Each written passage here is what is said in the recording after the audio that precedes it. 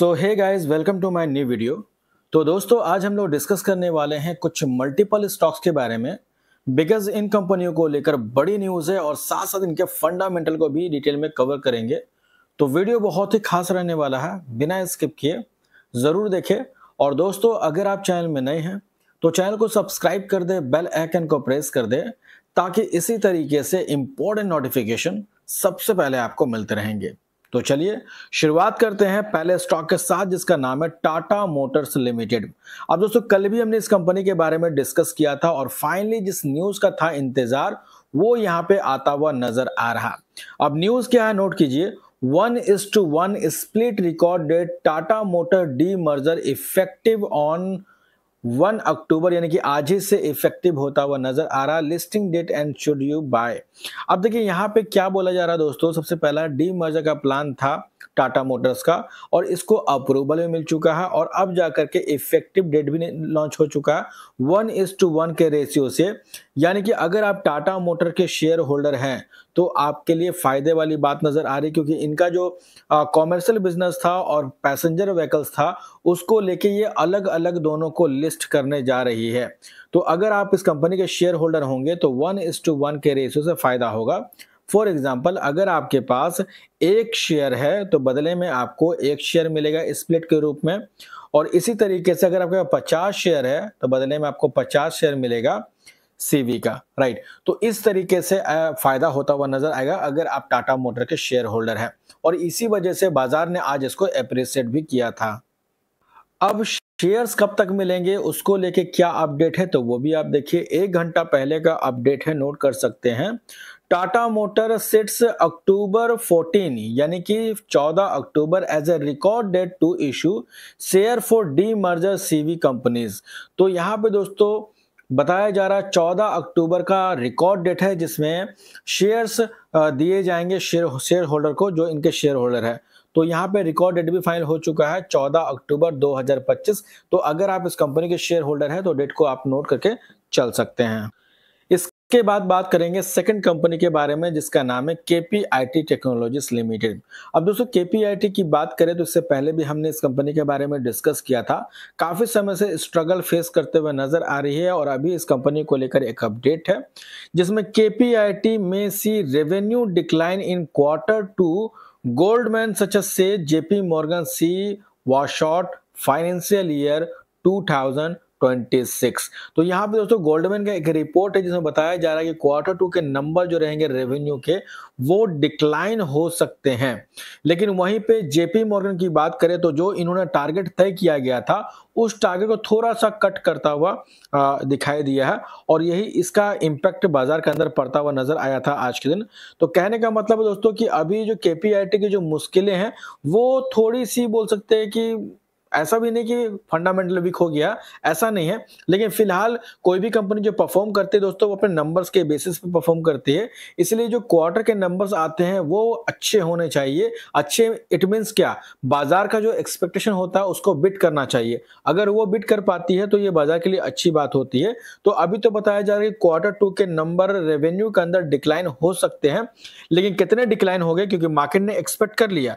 अब एक्सपेक्टेशन से भी अगर नीचे आता है तो फिर नेगेटिव बात है। लेकिन बाजार ने मान लो डिक्लाइन का एक्सपेक्टेशन किया और डिक्लाइन होता है या फिर इससे थोड़ा सा बेहतर होता है, तो फिर भी बाजार उसको पॉजिटिव में ले सकती है। तो देखना पड़ेगा Q2 के नंबर किस तरीके से पेश किए जाते हैं। हालांकि इससे पहले के नंबर अगर देखोगे जून क्वार्टर का, तो जून क्वार्टर में सेल्स इन्होंने दर्ज किया था लगभग 1539 करोड़, जो कि पहले था 1528 करोड़। तो जंप था। वहीं पिछले साल भी 1365 करोड़ था। तो सेल्स अगर देखोगे तो YoY एंड QoQ दोनों बेसिस पे इजाफा देखने को मिला था।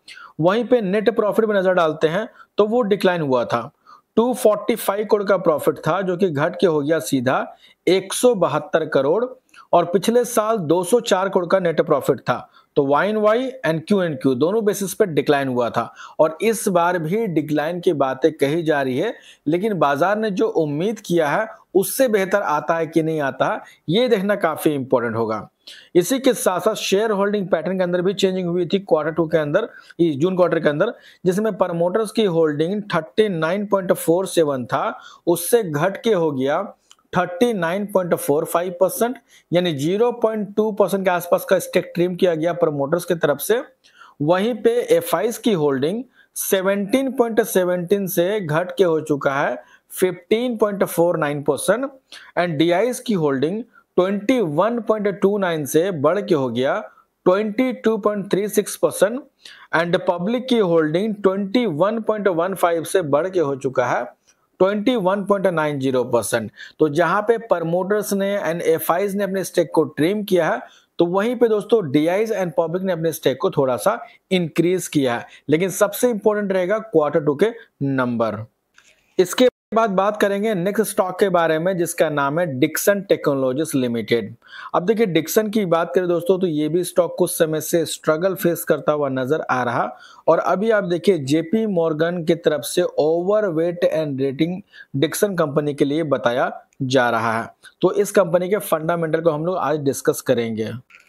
तो हम लोग आ चुके हैं इनके डिटेल्स के ऊपर। अब देखिए 1993 की कंपनी है, तो एक तरह से काफी अच्छा खासा एक्सपीरियंस हो चुका है, यानी लगभग 32 साल का एक्सपीरियंस कंपनी को। बेसिकली दोस्तों ये कंपनी इलेक्ट्रॉनिक मैन्युफैक्चरिंग कंपनी है, जो कि ईएमएस कंपनी है, और इसी के साथ साथ आप देखोगे तो कई सारी चीजें कंपनी बनाती है, जैसे होम अप्लायंसेस की बात करें, लाइटिंग है, consumer electronics, CCTV cameras, mobile phones, और इसी के साथ साथ लॉजिस्टिक ऑपरेशन पे भी कामकाज करती है, यानी कि मल्टीपल चीजें कंपनी बनाती है, डिजाइन करती है, जिसका मैक्सिमम रेवेन्यू जो जनरेट होता है दोस्तों, वो मोबाइल और ईएमएस डिवीजन से लगभग 84% का जनरेट करती है, यानी कि मेजॉरिटी ऑफ रेवेन्यू। इसके अलावा मार्केट कैप इस कंपनी का 99,359 करोड़ का है, जो कि एक लार्ज कैप क्वालिटी का स्टॉक है। सबसे इंपॉर्टेंट इस कंपनी का अप्रोच चेक करना, यहां से सब कुछ क्लियर हो जाएगा आपको। Company is expected to give good quarter. Company has deliver good profit growth of 45.0% CAGR over the last 5 year.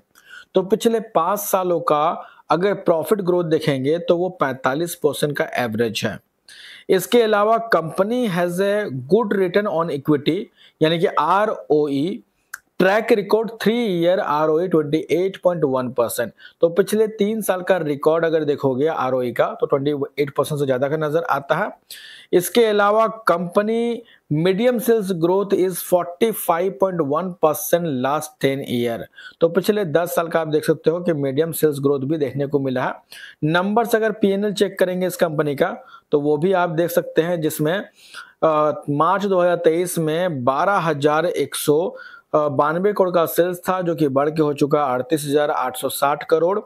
Net profit था 255 करोड़, बढ़ के हो चुका है 1233 करोड़। तो प्रॉफिट में भी अच्छा खासा इजाफा है।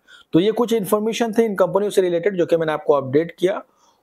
होप करता हूं इन्फॉर्मेशन आपको अच्छी लगी हो, और अगर अच्छी लगी तो इसे लाइक जरूर करना, चाहे तो सब्सक्राइब भी कर लेना, ताकि इसी तरीके से इंपॉर्टेंट नोटिफिकेशन सबसे पहले आपको मिलते रहेंगे। और जो भी कंपनी हमने इस वीडियो के अंदर डिस्कस किया वो सिर्फ एजुकेशनल पर्पस के लिए है, बाय और सेल करने का बिल्कुल भी रिकमेंड नहीं है। तो मिलते हैं नेक्स्ट वीडियो में, तब तक के लिए बाय बाय।